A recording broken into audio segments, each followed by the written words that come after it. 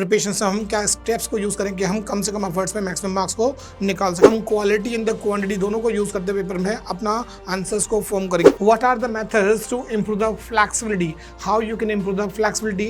8 elements की memories को build up कीजिएगा, क्योंकि यहाँ से क्वेश्चन बनने की प्रोबेबिलिटीज बन रही है। बाकी टॉपिक को हम जनरल वेज में पढ़ने के बाद अपना सेंस गेन करें और बड़े अच्छे से आंसर्स को लिखें। तो इस वीडियो के थ्रू एक लिंक प्रोवाइड होगा जहां पर आपको एक प्रैक्टिस पेपर मिलेगा जिसकी आप प्रैक्टिस कर सकते हैं। डियर स्टूडेंट्स, एनआईएस बोर्ड के लिए फिजिकल एजुकेशन सब्जेक्ट को हम किस प्रकार से प्रिपेयर करें कि कम से कम एफर्ट्स में हम मैक्सिमम मार्क्स निकाल सकें। सो प्रिपरेशन स्ट्रेटेजीज के इस वीडियोज में हम यही समझेंगे कि हमें किन किन टॉपिक पर ज़्यादा फोकस करना है। सो पेपर एनालिसिस के साथ में हम ये पूरा स्ट्रेटेजी कंप्लीट करेंगे। सिंपल पेपर का बेस बना के हम किस प्रकार से सब्जेक्ट को प्रिपेयर करें, वो हमारी एक बेस्ट स्ट्रेटेजी होगा। सो थ्रू दिस वीडियोस हम यही समझेंगे। एलन करियर इंस्टीट्यूट ने एनआईएस बोर्ड के लिए इस साल से काम करना स्टार्ट किया है। सो आप लोगों की हेल्प के लिए ये वीडियोस किस प्रकार से आपकी हेल्प करता है प्रिपरेशन से, हम क्या स्टेप्स को यूज करें कि हम कम से कम एफर्ट्स में मैक्सिमम मार्क्स को निकाल सके बोर्ड में। सो पेपर एनालिसिस के साथ में हम समझते हैं, उसके बाद हम प्रिपरेशन स्ट्रेटेजीज पर आएंगे किस प्रकार से हमें पेपर को प्रिपेयर करना है या सब्जेक्ट को प्रिपेयर करना है।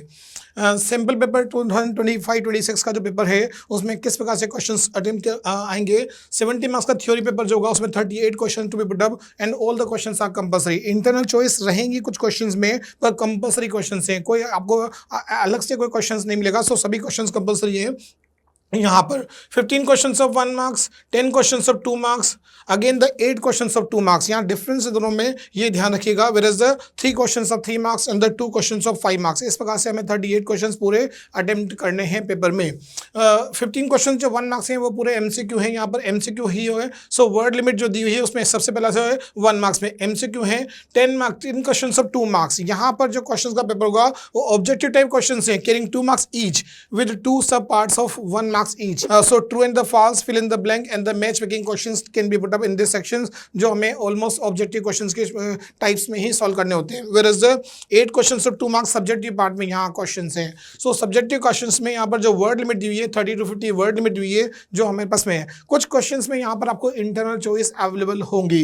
वेयर इज 3 मार्क्स में जो क्वेश्चन है short answer type question 50 to 80 is the word limit. यहाँ पर भी इंटरनल चॉइस क्वेश्चन में अवेलेबल होगी। Where is 2 question of 5 marks में लॉन्ग आंसर टाइप क्वेश्चन से 80 to 120 is the word limit. हमारा प्लानिंग का पार्ट थोड़ा सा अलग होगा, हम थोड़ा सा अलग लेवल पर इस पेपर को एग्जीक्यूट करेंगे। हम क्वालिटी एंड द क्वांटिटी दोनों को यूज करते हुए पेपर में अपना आंसर्स को फॉर्म करेंगे। So this is the best strategy जो हम आप लोगों के लिए प्रिपेयर कर चुके हैं। इसे यूज करिए ताकि इसका एडवांटेज आप ले सके एग्जाम में। How to attend the theory papers, यहाँ जो क्वेश्चंस हैं वो 15 क्वेश्चंस 1 मार्क्स, जो क्वेश्चंस का पैटर्न है इसे हमें किससे सोल्व करना है यहाँ पर वो आप समझिएगा। एक्सीडिंग द वर्ड लिमिट पर हमें जाना है, थोड़ा सा एक्सीड करके हो जाएंगे। एमसीक्यू में एक्सीड नहीं करना, यहाँ पर वर्ड लिमिट वही रखिए आप, लेकिन यहाँ पर जो 2 मार्क्स में वर्ड लिमिट जो दी हुई है उसे थोड़ा सा एक्सीड करते हो जाएंगे। सो हमारी वर्ड लिमिट 50 to 80 होगी। 30 to 50 को हम 50 to 80 वर्ड्स तक ले जा सकते हैं। ये बेनिफिशियल होता है इस सब्जेक्ट के लिए, ये बेनिफिशियल है क्योंकि वर्ड यहाँ पर हमें वर्ड्स को एक्सप्लेन करने में थोड़ा सा वर्ड एक्सीड करना पड़े तो no need to worry about that, थोड़ा सा वर्ड लिमिट एक्सीड करते हुए हम जाएंगे।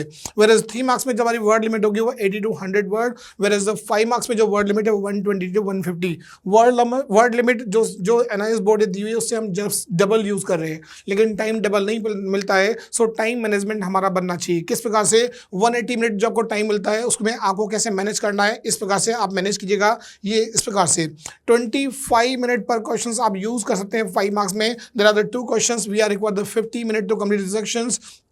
3 मार्क्स में जो सब्जेक्टिव पार्ट में क्वेश्चंस हैं वहां पर आपको 15 मिनट पर क्वेश्चंस को यूज करना है। There are the 3 questions we are required 45 minute to complete this sections. Where is 2 marks में जो सब्जेक्टिव पार्ट है 6 मिनट पर क्वेश्चंस आपको यूज करना है। इन 6 मिनट में आपको ये वर्ड्स यूज करने हैं। 8 क्वेश्चंस दिए हुए हैं जो हमें अटेम्प्ट करने हैं, तो यहाँ पर 48 अराउंड ऑफ में 50 मिनट को यूज करते हैं यहाँ पर। वेयर इज 2 मार्क्स में जो true and the false match making question जो दिए हुए हैं fill in the blank type question, इसमें हमें 2 मिनट पर क्वेश्चन को यूज करना है। वेयर इज 10 क्वेश्चन से 20 मिनट यहाँ रिक्वायरमेंट है, बाकी बचा हुआ 15 मिनट। आपको ये टाइम इस प्रकार से यूज करते हुए अपना पेपर्स अटेम्प्ट करना है। अब आता है पेपर का एग्जीक्यूशन किस प्रकार से हम करें। 2:30 to 5:30 is the timing of the examinations. इस टाइमिंग में हमें मैनेज करना है। 2 o'clock sharp you to enter the school premises. 2:15 पर द पेपर्स विल डिस्ट्रीब्यूट। जैसे ही पेपर आपको मिलता है थोड़ा सा स्मार्ट वर्क आप यहाँ कीजिएगा।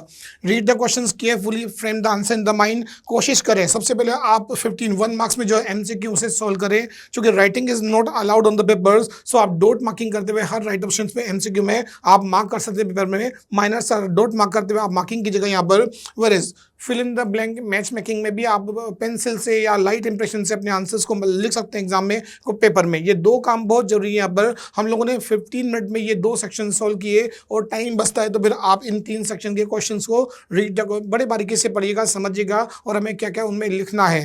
Frame the answer in the mind psychologically you can handle the pressures if you will devote the time here. So यहाँ पर हमें यूज करना है इस टाइम को प्रॉपरली एंड आफ्टर दैट जैसे ही 2:30 की बेल बजती है द पेपर्स विल स्टार्ट। जैसे पेपर आपका स्टार्ट होगा हमें थोड़ा सीक्वेंसिंग को चेंज करते हुए पेपर्स को अटेम्प्ट करना। किस प्रकार से?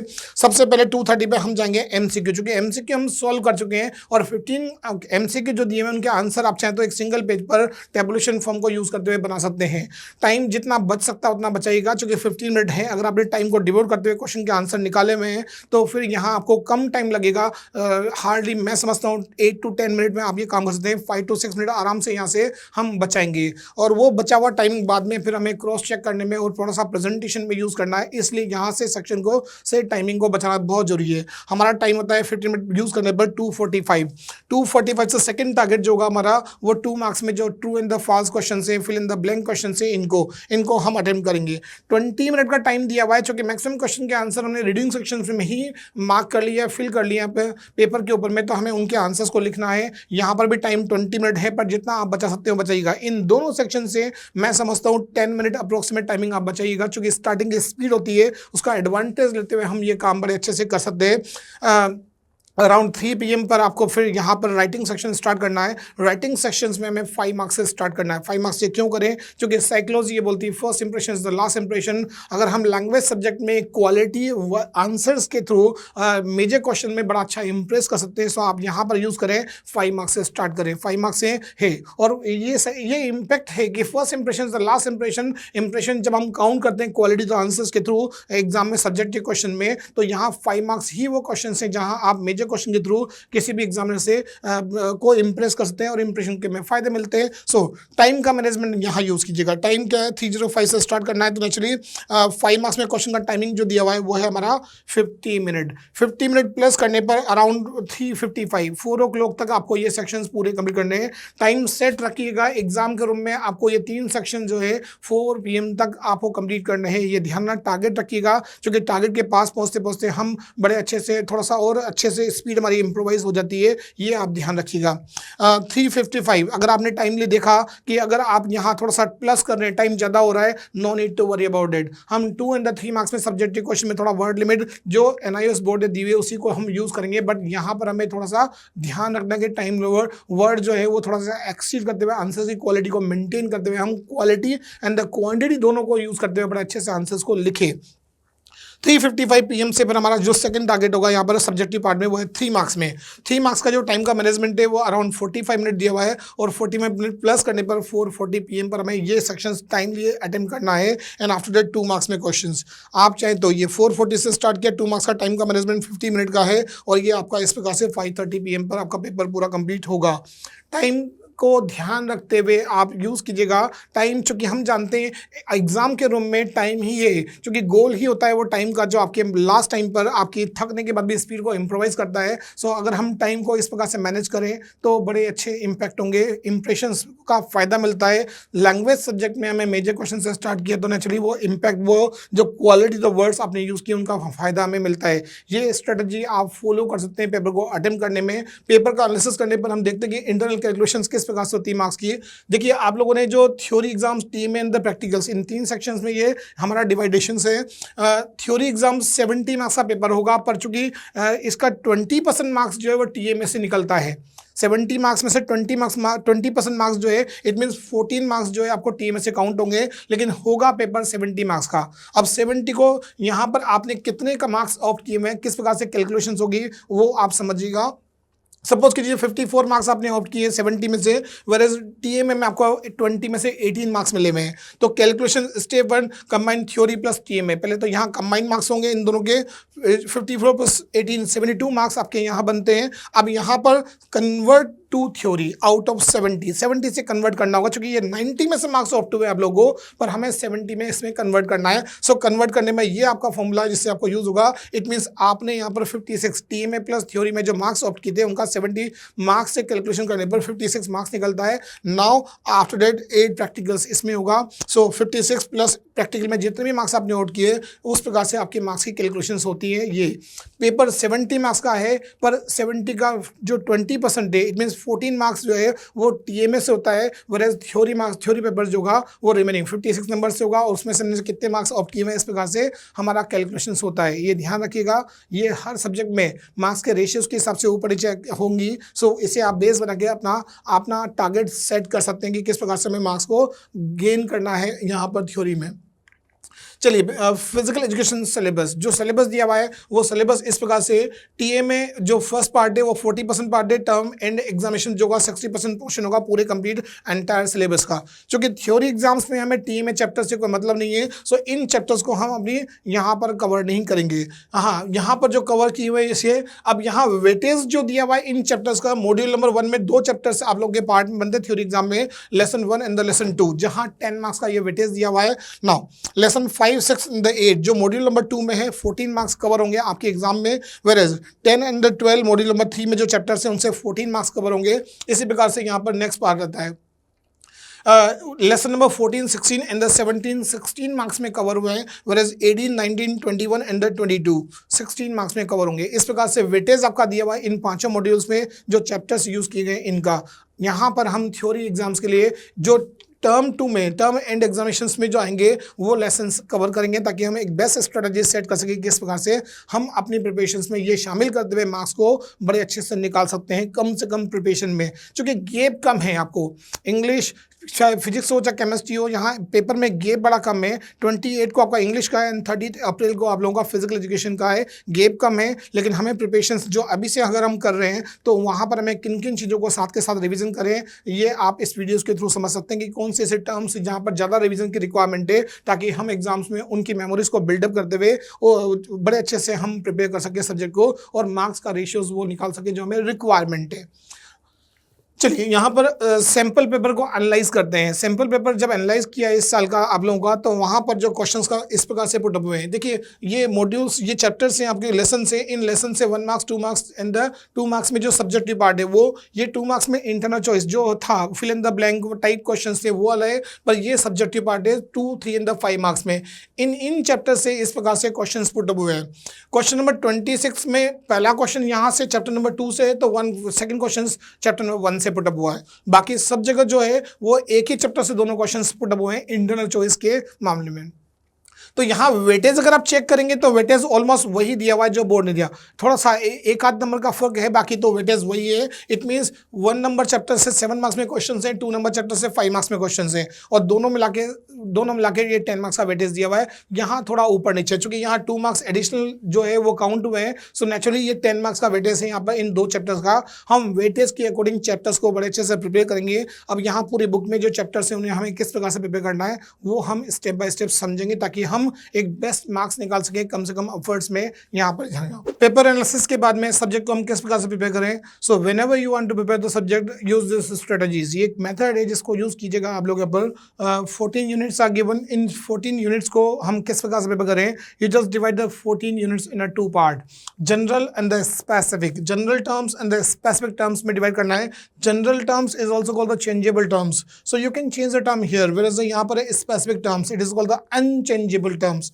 अनचेंजेबल टर्म्स है, you can not change the terms in the exams. अब यहाँ 2 क्वेश्चन के थ्रू आपका पूरा क्लियर करता हूँ कि मैं कैसे काम करना है पूरी प्रिपरेशंस में, पूरी बुक पर। जनरल सपोज कीजिए क्वेश्चन पूछा हुआ है, what are the methods to improve the what are the benefits of yogasanas. Yogasanas के बेनिफिट क्या होते हैं। अब योगासन के बेनिफिट के पॉइंट जो आपकी बुकलेट में अवेलेबल है, एग्जैक्ट हमें उन्हीं पॉइंटों को यूज नहीं करना है। Some other benefit which are not given we can use, we can make the answers very well. It means यहाँ पर टॉपिक पर आपको सिर्फ रीडिंग की रिक्वायरमेंट है। अगर हम रीडिंग कर लेंगे तब भी कुछ गेन किया, कुछ अपना नॉलेज मिक्स करके एग्जाम में अपने वर्ड्स में आंसरिंग पॉसिबल है। सो आपको यहाँ पर मैक्सिमम पार्ट जो बुक का वो जनरल ही मिलेगा, जहाँ पर आपने अपनी लाइफ में जो देखा लिखा हुआ है जो नॉलेज है उसको यूज करते हुए अपने आंसर्स को फॉर्म कर सकते हैं। बट स्पेसिफिक है यहाँ पर, you can not change the terms. Suppose करो एक क्वेश्चन पुट अप हुआ है, what are the methods to improve the flexibility, how you can improve the flexibility. अब यहाँ पर अगर आप जनरल अप्रोच से क्वेश्चन सॉल्व करें तो yogasana, stretching exercises, if you will use these terms in the exams तो naturally marks will not be given. यहाँ पर आपको स्पेसिफिक टर्म पर क्वेश्चन था तो आपको यूज करना था ballistic method, slow stretch and the hold method, static stretching method, dynamic stretching method. आपको ये टर्म्स यूज करनी। It means the terms which are given in the book about the topic you have to use these terms, otherwise marks will not be given by the examiner. तो हमें पूरी book में यही काम करना इन 14 lesson में कि हमें किस प्रकार से जनरल के अकॉर्डिंग पढ़ना है और किन टॉपिक पर मेमोरीज को बूस्ट करना है। सो वही स्ट्रेटजी यूज करते हुए हम one by one step by step chapters को समझेंगे। तो ये डिस्क्रिप्शन से जो आपको यूज किया हुआ है यहाँ पर, अब यहाँ स्टेप बाय स्टेप हम इन चैप्टर्स को समझेंगे कि किस प्रकार से हम उन टॉपिक में मेमोरीज को बिल्डअप करें स्टेप बाय स्टेप। अब हम देखते हैं लेसन नंबर 1। लेसन नंबर 1 में आपके पास भी जो सेकंड टॉपिक है उसमें ये जो फर्स्ट फोर टॉपिक दिए हुए हैं, ancient period, Midvale period, modern period and the post independence period, history का पार्ट है। सो इसकी मेमोराइजेशन जरूरी है। यहाँ पर आपको मार्किंग करना है उन कंटेंट्स की, और आपको एमसीक्यू में जो क्वेश्चन मिले या सब्जेक्ट के पार्ट में इससे तो नेचुरली मेमोरीज जो आपने बिल्डअप किए उसी से क्वेश्चन सॉल्व होगा। बाकी टॉपिक आप रीडिंग के थ्रू भी एग्जाम में अपना आंसर्स में अपने वर्ड्स को लिख सकते हैं। बट इन टॉपिक में वैसे ही 1.4 फोर्थ नंबर टॉपिक में आपके पास जो हिस्टोरिकल डेवलपमेंट ऑफ योगाज, यहाँ पर ईयर्स आपकी मेमोरी में होना चाहिए, क्योंकि एमसीक्यू क्वेश्चंस पुट अप होने पर आपकी मेमोरी में जो होगा वही, मतलब यहाँ पर इन टॉपिक पर हमें ज़्यादा फोकस करना है मेमोराइजेशन के लिए। बाकी टॉपिक को हम रीडिंग करते हुए भी एग्जाम में अपना आंसर्स अपने मन से लिख सकते हैं। Second number chapter ethics and the values. Simple chapter है, रीडिंग करने से 1-2 रीडिंग आपकी रिक्वायरमेंट है, और रीडिंग के बेसिस पर आप काफ़ी कुछ पार्ट एग्जाम में अपने क्वेश्चन के आंसर में खुद अपने मन से भी लिख सकते हैं। जनरली टिपिकल क्वेश्चंस यहाँ से नहीं बना हुआ है, बहुत ईजी ही क्वेश्चन हैं। 1 and 2 रीडिंग्स के बेसिस पर आप एग्जाम में इस चैप्टर्स के क्वेश्चन को सोल्व कर सकते हैं या अपनी लैंग्वेज में लिख सकते हैं। चैप्टर नंबर 3 एंड 4 जो कि TMA में यूज़ किए हुए हैं, सो उनका डिस्क्रिप्शन हम यहाँ पर नहीं यूज़ करेंगे। Chapter number 5 physical and the physiological aspect. अब यहाँ पर ये मेडिकल सेक्शन का टॉपिक है, तो यहाँ पर थोड़ा सा मेमोरीज को बिल्डअप करने की रिक्वायरमेंट है। सो ये इस topics second, third and the fourth number topic, effect of exercise in the muscular systems, respiratory systems and the circulatory systems. इन तीनों के effect, short term and the long term effect को दिया हुआ है, जिनकी मेमोरीज को बिल्डअप करना, क्योंकि क्वेश्चन बनने पर हमें यहाँ मेमोरीज में जो टर्म्स होंगी वो सारा थोड़ा ध्यान रखना, जनरल टर्म्स में नहीं, हमें स्पेसिफिक टर्म्स के अकॉर्डिंग ये टॉपिक को एग्जाम में लिखना भी है। और इसके रिगार्डिंग जो ऑब्जेक्टिव क्वेश्चन बनते हैं उनकी मेमोरी उनके लिए भी मैं यहाँ पर मेमोरीज की अच्छी रिक्वायरमेंट है। सो इन टॉपिक पर ज़्यादा फोकस करें। बाकी सभी टॉपिक्स जितने भी हैं यहाँ पर, इन पर आप चाहे तो रीडिंग सेशन के थ्रू भी अपने आंसर्स को अपने मन से लिख सकते हैं। Chapter number 6 psychological aspects. यहाँ पर सिंपल ही टॉपिक है, कोई टिपिकल टॉपिक नहीं के चैप्टर नहीं है, रीडिंग के थ्रू भी आप जा सकते हैं, ज़्यादा मेमोराइजेशन के टॉपिक नहीं है यहाँ पर रीडिंग से आपका एक बेस बनता है जिसके थ्रू आप चाहें तो एग्जाम में अपने आंसर्स को अपने वर्ड्स में काफ़ी हद तक लिख सकते हैं। TMA में यूज़ किया हुआ chapter number 7 8 number chapter spirituality aspect है। यहाँ पर ये टॉपिक में थोड़ा सा ध्यान रखना है। अष्टांग योग के जो एलिमेंट्स है, यम, नियम, आसनास, प्राणायाम, प्रत्याहार, धारणा, ध्यान एंड द समाधि, ये 8 एलिमेंट्स की मेमोरीज को बिल्डअप कीजिएगा, क्योंकि यहाँ से क्वेश्चंस बनने की प्रोबेबिलिटीज बन रही है। और सैम्पल में पूछा भी है प्रीवियस इसमें कितने भी क्वेश्चन यहाँ से आए, सो इनकी मेमोरीज को बिल्डअप करना एंड मेडिटेटिव टेक्निक्स पर थोड़ा सा एनर्जी यूज़ कीजिएगा, यहाँ पर थोड़ा सा डिवोशन दीजिएगा, ताकि इनकी मेमोरीज को बिल्डअप करके हम एग्जाम में अपने क्वेश्चन का आंसर लिख सकें। क्योंकि यहाँ आप मन से कुछ लिख नहीं पाएंगे, आपकी मेमोरीज में ये टर्म्स होनी चाहिए, सो उसी को हमें यूज़ करना है। बाकी टॉपिक्स में आप चाहें तो रीडिंग सेक्शन के थ्रू जा सकते हैं, ज़्यादा डीप मेमोरी सेक्शंस वहाँ पर नहीं है। चैप्टर नंबर 9 TMA में यूज़ किया हुआ है, सो TMA का चैप्टर से भी 10 नंबर चैप्टर्स। यहाँ पर डाइट्स एंड द न्यूट्रिशंस बचपन से आप पढ़ते हुए आ रहे हैं, 3rd class onward generally studies में हम लोगों ने पढ़ा हुआ है, सो वही दिया हुआ है। तो नेचुरली इस टॉपिक पर हमें बहुत नहीं, लेकिन थोड़ा सा ध्यान रखना वाइटामिन एंड द मिनरल्स वाले पार्ट पर। वाइटामिन एंड द मिनरल्स से क्वेश्चन बनते हैं MCQ में, जो आपकी मेमोरी में है, चूँकि डेफिशिएंसी डिजीजेज हुआ, नेम ऑफ द वाइटामिन हुआ, मिनरल्स की डेफिशिएंसी डिजीजेज, वो थोड़ा सा मेमोराइजेशन का पार्ट है। लेकिन एक कॉमन अप्रोच चाहिए, जनरल अप्रोच के थ्रू भी आप चाहते हो, क्योंकि आप लोगों ने प्रीवियस लाइफ में प्रीवियस स्टडीज़ के दौरान पढ़ा हुआ है, सो काफ़ी कुछ मेमोरीज में होंगी आप लोगों की, तो उससे भी आपका आंसर, लेकिन चैप्टर पर एक डीप रीडिंग की रिक्वायरमेंट है ताकि हम फॉर्मेट को समझते हुए अपने आंसर्स को यहाँ पर फॉर्म कर सकें। चैप्टर नंबर 11 टीएमए का पार्ट है। Chapter number 12 school health programs, यहाँ थोड़ा सा फोकस करने की रिक्वायरमेंट है, क्योंकि स्कूल हेल्थ प्रोग्राम से आप लोगों ने खुद ने देखा भी होगा, स्कूलिंग जहाँ पर आपने की है, multiple programs to be run by the government of India, so उसके थ्रू यहाँ पर काफ़ी चीज़ें जो है वो आपको देखी हुई होंगी, पर आप चाहे तो रीडिंग सेक्शन के थ्रू जा सकते हैं। कुछ टर्म्स हैं स्पेसिफिक यहाँ पर जो आप लोगों को रीडिंग के दौरान मिलेगी, आप उनकी मेमोरीज को बिल्डअप करके उनकी हेडिंग को यूज़ करते हुए अपने रीडिंग सेक्शंस के थ्रू अपना आंसर्स लिख सकते हैं, ये ध्यान रखना। चैप्टर नंबर 13 टीएमए का पार्ट है। 14 नंबर चैप्टर्स, चूँकि पूरी बुक में फिजिकल एजुकेशन सब्जेक्ट में कुछ चैप्टर स्पेसिफिक हैं। Training, sports training is specific chapters of the physical education, so थोड़ा सा इस पर आप फोकस कीजिएगा। Sports teachers they will check the copies of yours, और गेम्स टीचर और स्पोर्ट्स टीचर जब आपकी कॉपी चेक करें तो आप उनके पार्ट में, उनके फेवरेबल पार्ट में आप उनको इंप्रेस कीजिएगा। Training method is the favourable और the strong part of the teachers, so naturally physical teachers, so naturally उनके लिए आप यहाँ पर थोड़ा सा एफर्ट्स कीजिएगा। इस चैप्टर में फिजिकल फिटनेस कंपोनेंट्स पर आपको फोकस करना है। कंपोनेंट्स जो है आपकी याद चाहिए, general fitness components and the specific fitness components, दोनों में डिफरेंसेस क्या है और इनके ब्रीफ डिस्क्रिप्शंस को आपकी मेमोरीज में रखिएगा, ये ध्यान रखना है। बाकी टिपिकल पार्ट नहीं दिया हुआ है, बहुत सिंपल ही पार्ट दिया हुआ है यहाँ पर। सीबीएसई बोर्ड में काफ़ी टिपिकल पार्ट यहाँ यूज़ किया हुआ है इस चैप्टर के रिगार्डिंग, पर एनआईएस में ज़्यादा टिपिकल पार्ट यूज़ नहीं किया हुआ है। यहाँ पर 15 number chapter test in the measurement, TMA का पार्ट है। टीएमए में आप लोगों ने देखा होगा वहाँ पर इस चैप्टर को। Where is 16 number chapter organisations of tournament, यहाँ पर थोड़ा सा ज़्यादा फोकस करने की रिक्वायरमेंट है, क्योंकि यहाँ समझना बहुत पड़ता है काफ़ी कुछ, क्योंकि टाइप्स ऑफ टूर्नामेंट दिए हुए हैं। सो इन टॉपिक पर आप फोकस कीजिएगा। टाइप्स ऑफ टूर्नामेंट, नॉकआउट हुआ, लीग हुआ, कॉम्बिनेशंस एंड द चैलेंज, इनके डिस्क्रिप्शन तो है से, बट फिक्चर्स के ड्रॉ करने के तरीके दिए हुए हैं और वो आपकी समझ में होना चाहिए। यहाँ पर इन टॉपिक पर ज़्यादा फोकस कीजिएगा। बाकी टॉपिक सिंपल है जिनको आप चाहे तो रीडिंग सेक्शन में के तरह यूज़ कर सकते हैं।